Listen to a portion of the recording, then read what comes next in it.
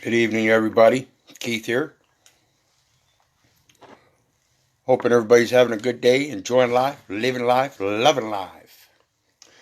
We're out here on a Friday night, hoping I can get some people paying attention, but I know being a Friday night, coming springtime, people clamming up with this cabin fever, wanting to get out. I don't know what the weather's like in your area. It's getting kind of nice out here, supposedly, so I'll excuse the low views, but please, anybody that is viewing, please feel free to share. Um, Again, I'm talking about the stupidity of identification and realizing the reason and logic of defeating it. And so tonight we're going to talk about the Social Security classifications straight from the birth registration, because that's what the birth registration is about. It's an agreement with the officials of the state and the Department of Defense to assign a Social Security number to a newborn child. So it's a voluntary agreement between the federal government and a state to make an assignment of a Social Security number. And that Social Security number applies to an account known for benefits, to establish benefits for public employment. Being public employment is that of federal, state, or local government, which is different than regular employment. Employment, you have common law employment, which is just an agreement between two people and has no outside agreements. Then you have the federal, state, or local government employment, which defines a trust where there is a third party involved somewhere. So we have a voluntary agreement with the federal government and the state for the birth registration to assign a Social Security number to a newborn child. That child under that Social Security registration or that birth registration assigned a Social Security number has Social Security benefits, or they are classified as Medicare qualified government employment. Now, there's a distinction there in that the Medicare qualified government employment is again, like a voluntary position of service. You're not being employed, you're volunteering your services to fill a vacancy of government employment. In other words, if you didn't go down to McDonald's and apply for a job there, a government official would have to fill that position. As a public accommodation, as a public corporation selling their stocks on the open public market. Whereas a local mom and pop's guy that doesn't sell stocks and bonds and isn't invested in that commercial environment can hire anybody from the local community they want without question, without identification. It's a matter of private trust. Because if I'm running a mom and pop store and I want to hire somebody to do some stuff for me and I know them privately, I don't need their identification for anything other than the involvement of a third party. Why would I need involvement of a third party? See, if there's an involvement of a third party, that third party is going to want identification from him and I both. We can identify each other. We don't need some other sucker trying to tell us we have to go by their identification, by their classification. And that's the whole point of this. So when we look at this, this is under 20 CFR, which is employment benefits. And I've got a few of them to go through. But I'll post all the links. And it says at 20 CFR 404.1018B, Medicare qualified government employment. A, general. And again, this is my favorite terms because it's general. It applies to almost everybody as long as you want to assume that it applies to you. The work of a federal, state, or local government employee Now remember, people, I've told you about the definition of resident, and it says the only persons allowed to reside within the zone, and the zone being defined as a free trade zone or a foreign trade zone. It says the only persons allowed to reside within the zone are federal, state, or local officials or agents. So when you sign up for the SS5 for Social Security, you're signing up as a nominee to be a federal, state, or local government employee or agent. That's what you're signing up for. But if you never qualify for that, then you only get the Medicare Qualified Government Employment benefits for the service. Not for your employment, for your service, which is a voluntary service. Because if you'd have known this stuff, you wouldn't have been doing it. You would know that you're not qualified as a federal, state, or municipal government employee or agent, and therefore you don't need to work for the licensed corporations under Article 1, Section 8, Clauses 1, 3, 14, and 17. You can work for a local mom and pops and not be required the identification. The identification is merely for employment purposes only, to make a determination as whether you're employed or volunteering your services. Now, if you're volunteering your services, then you have to volunteer for the coverage that you're going to get as a under Medicare Qualified Government Employment through FICA, Federal Insurance Contributions Act, because you're not qualified for Social Security as a federal, state, or local government employee. But yet somehow we're all duped into paying both. When we go get a job at McDonald's, to pay both Social Security and FICA. And then when it comes down to the accuracy of the record, they find out we're not, in fact, a federal, state, or local government employee or agent, then we don't qualify for Social Security. We can only give you a certain amount because this is all you contributed. No, you have to record the amount that was contributed errantly as well, folks. So all the time you've been paying both Social Security and FICA, even though you're not an actual government employee, and yet it's been taken through a voluntary agreement between Social Security and the state. See, that's a voluntary agreement between the state and its employees and employment centers.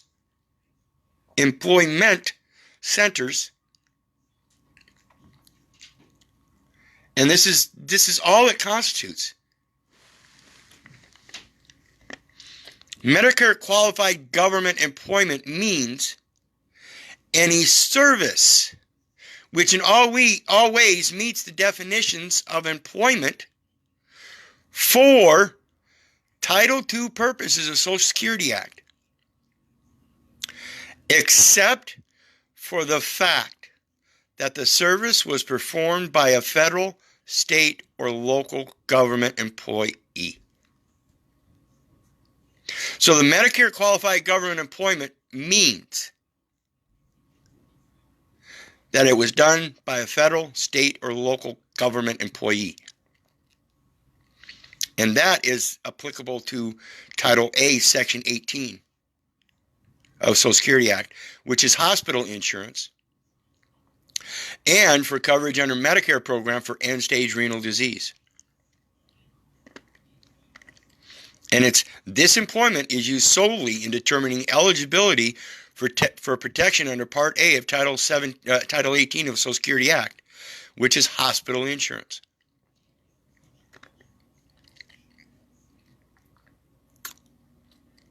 Okay, so that's the first one.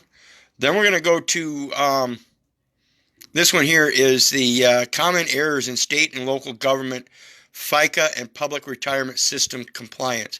See, it's FICA and public retirement system. That's the Social Security system. Okay, if you're not actually a public employee, part of that public retirement system, then you pay the FICA. If you are part of it, then you pay the Social Security. Okay? And it says, and I want to read this here. I'm going to blow this up for everybody too.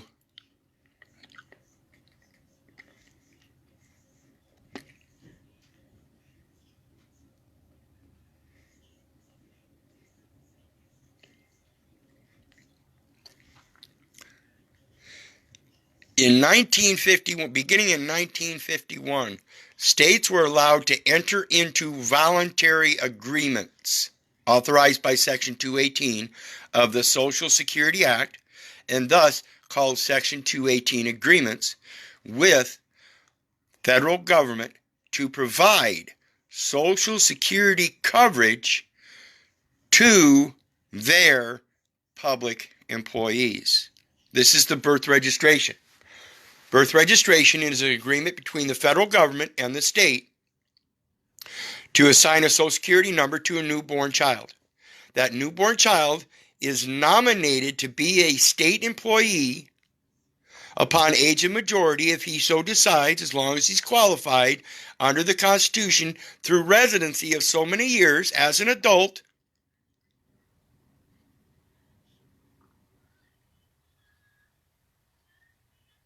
Oops. They have a problem. See, it's just a nomination that's never been completed until one certifies his intent of taking an oath to office. The birth registration certificate is not valid. It is a false certification of state compliance. It's a certificate of compliance by the state saying they are complying with the laws, when in fact the data elements state that you are in fact not a public employee and therefore cannot use public employee instrumentalities known as those certificates. See, you have to first give a certification yourself that you voluntarily agree with those agreements. Okay?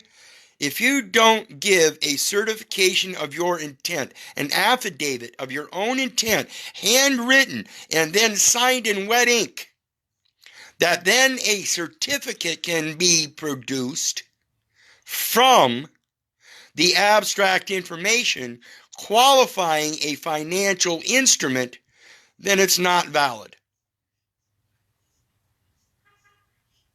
It is not valid in any case unless there is a handwritten certification of your willing and voluntary compliance intelligently.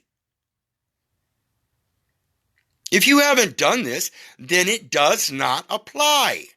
The assignment of the Social Security number itself does not apply. The birth registration does not apply. It does not apply until you officially apply it by a written record. It cannot be implied. It must be applied. Okay? Let's go on to the next one. Medicare qualified government employment, and this is 404 the same one, is just different wording, different site. But it's the exact same thing that I just wrote or read off here. General, the work of federal, state, all of it. It's the same thing, just from the Social Security instead of the actual federal government. This is from the Government Publishing Office. This is from Social Security Office. Same thing. Okay. This one here is from Social Security Office. This is under Other Definitions, Section 216. Prior to Section 218. This is Section 216 where it provides definitions. And they talk about spouse, surviving spouse, wife, widow, divorced spouse is a child. There's your child. Okay, a Social Security number assigned to a newborn child. The term child means the child or legally adopted child of an individual. The individual has to already be clarified as a Medicare qualified government employee, which again is a false presumption of residency, occupancy, all that, because they have not made a certificate or a certified statement signed in wet ink. Husband, widower, determination of family status. Who's determining that? Is this the determination of your family status, or do you make a determination of your family status? Our Father, which art in heaven, his house of Judah in earth, in the surname of Israel. Who makes that determination? Okay? This is called self-determination. Disability, period of disability. Okay? We're going to look at this period of disability. I had something highlighted right here.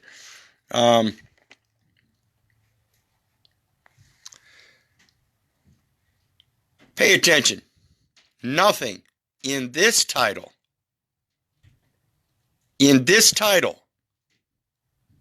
Title 42, shall be construed as authorizing the commissioner or any other officer or employee of the United States to interfere in any way with the practice of medicine,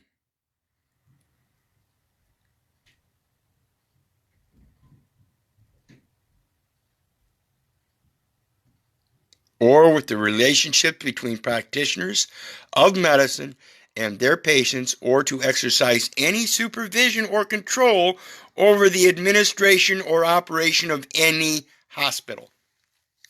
Does Social Security regulate the hospitals, or do they have a voluntary agreement with the state hospitals to provide in-house patient care for their local residents?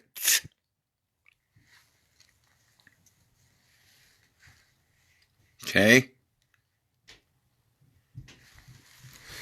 We were talking about the Social Security birth registration is a voluntary agreement with the state and or state official and the federal government to assign a newborn child a Social Security number. Here is that voluntary agreement between the state and Social Security Administration to provide insurance for medical insurance for employees. And it says, and pay attention, it says the Section 218 agreement is a voluntary agreement between the state and the Social Security Administration to provide Social Security and Medicare hospital insurance. It's a voluntary agreement between the state and Social Security Administration to provide Social Security and Medicare hospital insurance. That's the Social Security and federal insurance contributions. The same thing they do on the employment checks. Every time you go to work and you get a check and they take out FICA and Social Security. Are you involved in this voluntary agreement as a member of Social Security Administration or as a member of the state known as a government employee?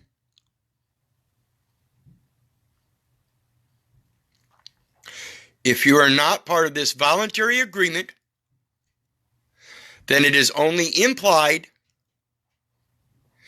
and it cannot be applied. Okay? Period. All states, including the 50 states, Puerto Rico, the Virgin Islands, and approximately 60 interstate instrumentalities, have a Section 218 agreement with SSA. These agreements allow the states, if they desire, to provide Social Security and Medicare insurance or Medicare health hospital insurance only coverage for public employees. For public employees. Nowhere will this state anything about private people. You are implied to be a public employee filling a government office. 42 CFR 406.15 special provisions applicable to Medicare qualified government employment. Conditions of entitlement. Conditions of entitlement. This is the birth registration where they make an agreement with the federal government. The state does. A state official makes agreement with the federal government entitling the birth registration and allowing them to provide health insurance or medical insurance at the state level, which must be qualified through federal funding. The conditions of entitlement come from federal funding. It's an appropriation. That's what entitles the state. An individual who has worked in Medicare qualified government employment is entitled to hospital insurance. Hospital includes a critical access hospital as defined in Section 1861 of the Act.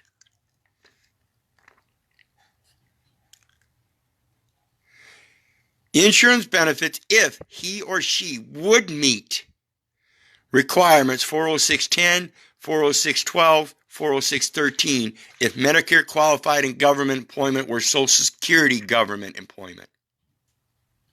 See, they're making a distinguish here of the two.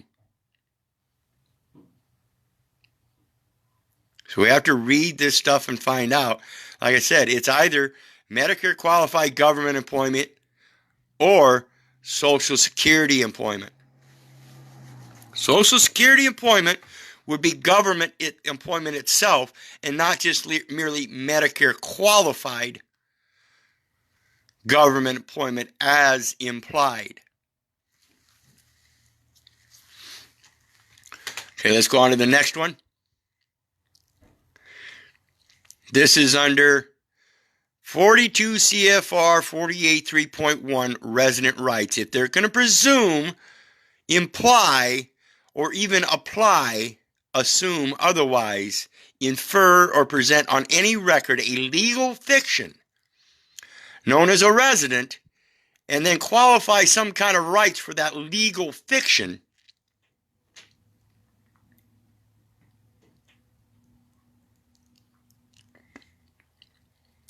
it has to be done through planning and implementing care.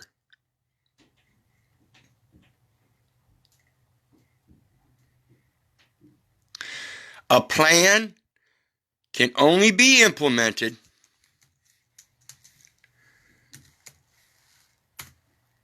with relative contract terms and conditions. Contract terms and conditions required to implement statutes or executive orders, commercial products and commercial services. Health insurance, Social Security, Medicare qualified government employment insurance, whatever it is, it's all a commercial product or service. Like I said, you are either giving them under their employment or you're serving them. It's a service. And they're giving you a service through the benefits that you qualify for, regardless that you're not a federal, state, or local government employee. And it says planning and implementing care. This is what tells us that if they're going to presume you're a resident, then they presume that you have the ability to contract. The resident has the right to be informed of and participate in his or her treatment, including the right to be fully informed in language that he or she can understand of his or her total health status, including but not limited to his or her medical condition. The right to participate in development and implementation of his or her person-centered plan. Person-centered plan means it is not centered around you or your rights to participate, but rather on the implementation of your person, your ability to contract. If you don't have this ability, dismiss it. Hey, I'm not a resident. I'm not qualified to even volunteer to be part of your agreement. 42 U.S. Code 15001, Findings, Purpose, and Policy. Congress finds, this is a communication from Congress, Article 1, Section 8, Clause 1. Congress shall lay and collect taxes, duties, and imposts. This is a post, and it is imposted on their record. Disability is a natural part of the human experience.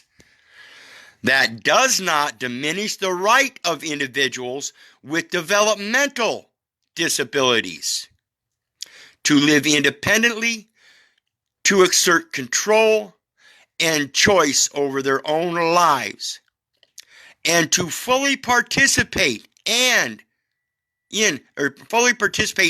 and contribute to their communities through full integration and inclusion in the economic, political, social, cultural, and educational mainstream of the United States society.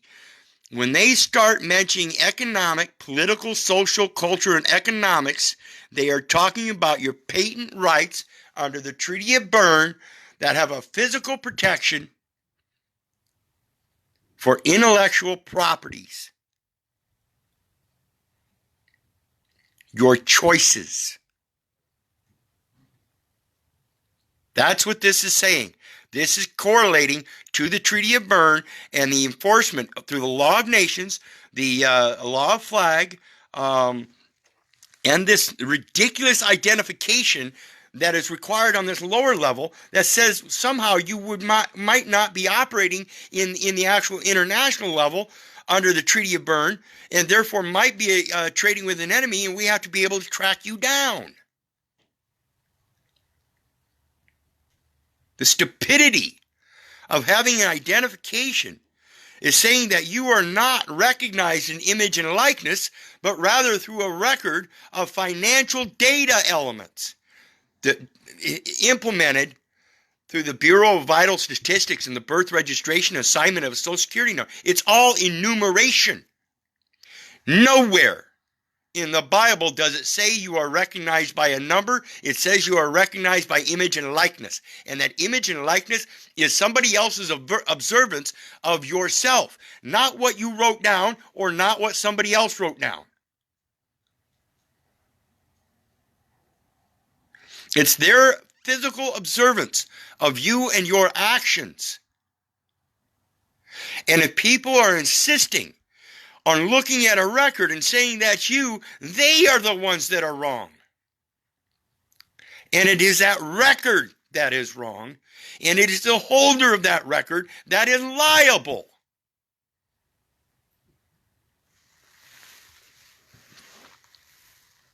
It's all for risk management, and it's all done under introduction of statistical data. I want people to pay attention to this very clearly. This is how your courts run. This is how those courts run. I'm telling you, it's a summary judgment based on statistics that are presumed through a legal fiction. All statistical studies offered in evidence. An offer is placed in evidence. An offer is deposited. Offer in evidence. In common carrier hearing proceedings. See what those courts are? You're a common carrier of a fucking identification. The identification. Remember, I said this many times. It's in their code. I wrote it verbatim. The name, or I read it verbatim. The name and number identify the record. And you are a common carrier by holding identification. Therefore, as holder of the instrument, you are liable.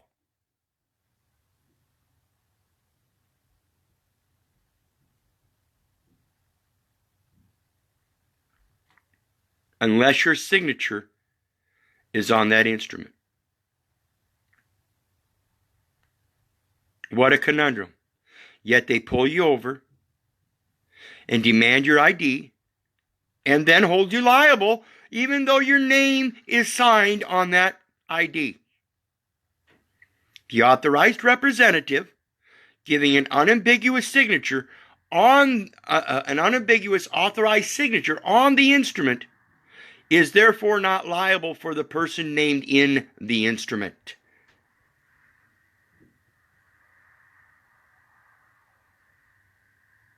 The fallacy of them even requesting an identification is so that they can hold you liable. And yet, when you present identification, if you know how to do it, it proves that you're not liable. Because the dumb Karen that called in suspicious activity because you're conducting your First Amendment audit rights and filming in public has entered a false record. This is reason and logic, people, including but not limited to sample surveys. Those statistical elements, econometric analysis, unemployment rates, and experiments, medical diagnosis and outcomes, and those parts of other studies. Educational system, the entire educational system is a study for them. They are studying your children as they move through their educational system. They are studying you and your health and medical practices as you move in and out of their hospitals and medical situations, involving statistical methodology, not morals, not commercial practice, but statistical methodology, dependent entirely on the record. If the record is in error, then the statistical methodology is in error. Shall be described in a summary statement. Every court document or every proceeding that I ended up in these Iowa courts, the final outcome for them was merely a summary statement. In other words, it was merely statistical data elements, not, in fact, what is now true. Period.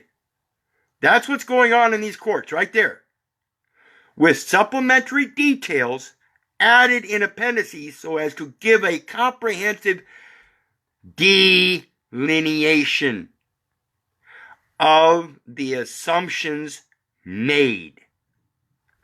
The study plan utilized and the procedures taken.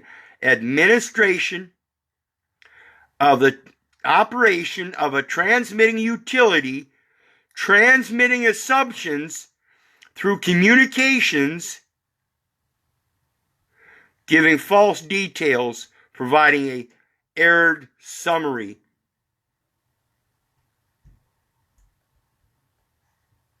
dismissing all supplementary truth. See, if you're depending on their summary and you research nothing that's supplementary to it, then you're going to be stuck in that statistical data. That's what you are. That's what you is. It's statistical data. It's a financial record of a debt that is false. Statist, I see.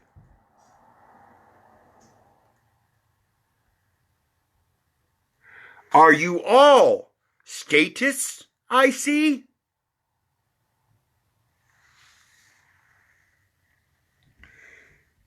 So anyway,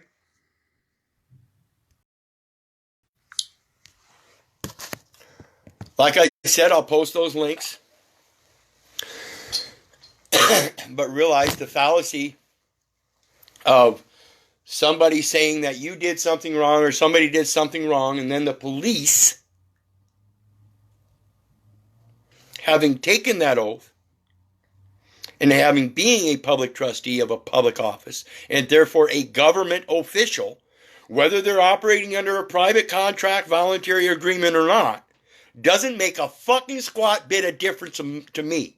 What the process they are doing is using statistical elements that are in fact wrong in 100% of the cases, because the fucking Karen across the street can't call in and name a subject who then must be investigated to see if he's suspect.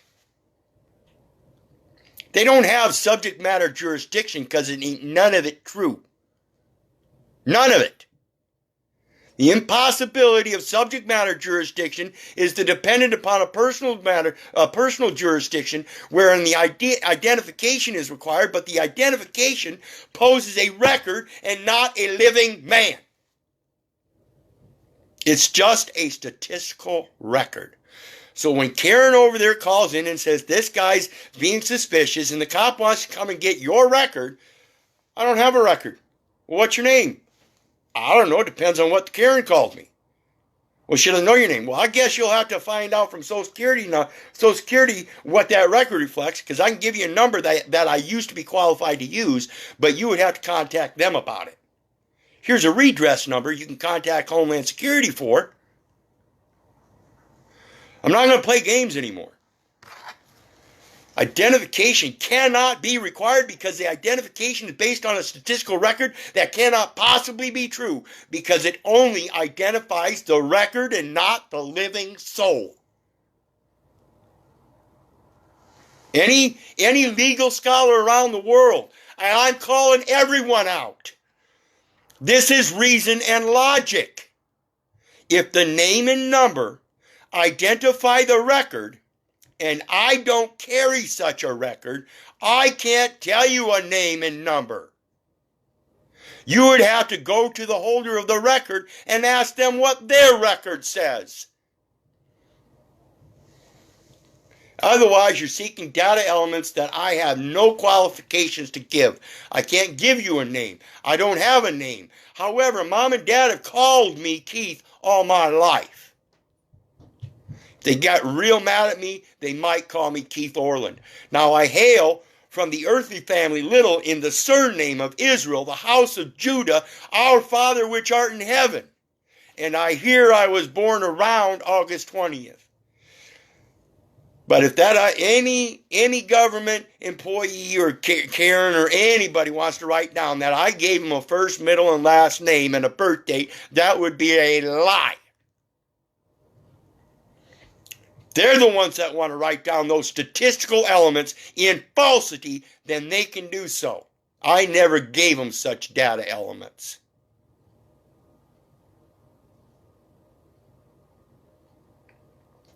Please, people, pay attention. And remember, you're the one that's introducing the statistical data by registering everything. That's where it enters the statistics. Register your baby, statistic. Register your car, statistic. Sign the SS5, further adding information to a false record. That's all you're doing. You're adding information to a false record. I will not argue about this at all. None of you nor anybody in this world can rebut that, because it's stated in the public domain. The name and number identify the record. It does not identify myself. It does not identify yourself. It is a false impression. Impression. Did they press something into the record? Was it an impost? Congress shall lay and collect taxes, duties, and imposts. And that congressional record is a matter of National Archives. And if those data elements don't fit to be entered into the National Archives, then they must be removed.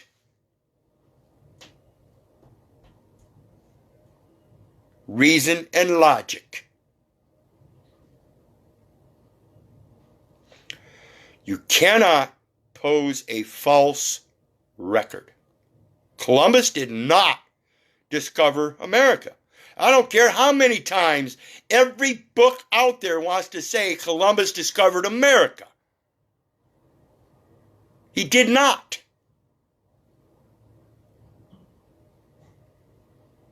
It was already there, and it doesn't belong to America.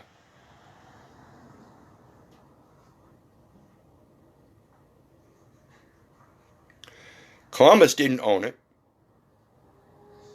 Europe, England, nobody else owned it.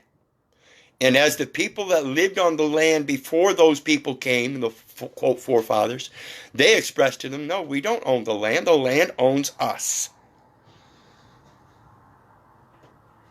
See, it's only when you suppose that you own something that you name it. That's why somebody else named those people Indians. That's why somebody else named those people Germans. That's why somebody else named those people Slavics. That's why somebody else named those people Polans. I didn't name myself Little. I didn't name myself Conrady. I didn't name myself Keith. And neither did anybody else. They named and enumerated a record. I'm done. I will not argue with anybody. It is blatant and true. If you have a problem with that, that's your problem, not mine. In the meantime, if it weren't for you guys, I wouldn't be doing this. God bless. Thanks for paying attention to me. I'm going to post all these links for you. I'm also going to post my other forums and links along with that PayPal button. Please hit that PayPal button and help share some of your love. But again, like I said, share all this information. It needs to get out there. It's blatant truth, and it's that simple, folks. The identification is false. The record is false. The name and number identify a record, and that is false, and it cannot possibly be applied to me. I wasn't born with a name or number tattooed on me. You cannot pin it to me now. It does not exist on me, and it does not apply. That name and number identify a record. And a record is a commercial aspect of valuing something observed. That's it. So again, I hope you have value in what you observe here and hit that PayPal button and share some love. But keep sharing the content, and I'll keep coming back and letting you know I love you. Regardless of whether you love me or not, that's my duty. It is to love you. Have a good day. Bye.